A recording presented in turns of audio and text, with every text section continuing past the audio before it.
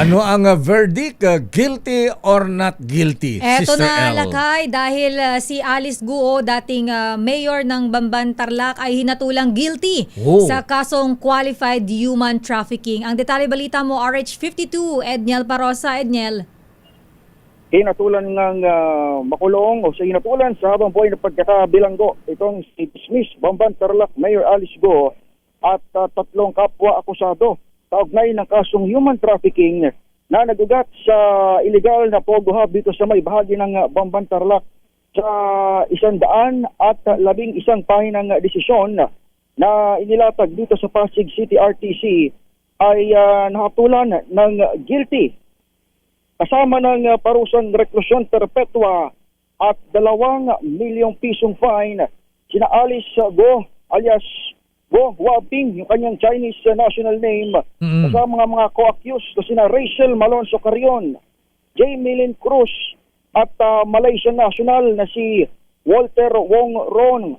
Kasama rin Lakay at Sister L dito sa desisyon ng Korte sa Pasig ang tuluyang pagporpit sa kumpanya ng Baofu.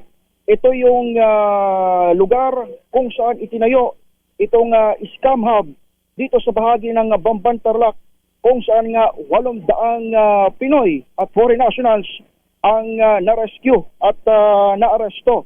Ginawa itong desisyon kahit teleconference lamang ang pagharap ni na Guo Huaping at iba pang kapwa akusado. 16 sila Lakay, 8 Pilipino at 8 foreign nationals ang humarap sa promulgation via teleconference order yan ng korte. Pero dyan sa 16 na akusado na humarap sa promulgation, ang meron pa lamang na hatol na guilty ay sina Guo Huaping at binanggit natin na co-accused, 3 yan dito sa kasong qualified human trafficking. Ang tabayaran ng iba pang update mula rito sa Pasig City RTC Branch 167. Inantay pa natin ang paglabas ng mga opisyal ng pamahalaan at iba pang mga representante gaya ng legal counsel ni Guo.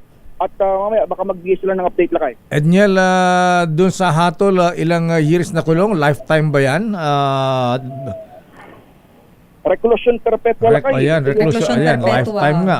Habang Reclusion buhay. perpetua. Oo, wow. Oo.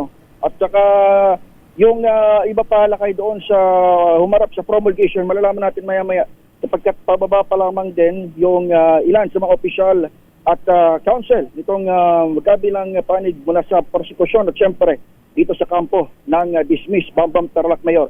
Balik muna sa inyo, Lakay at Giselle.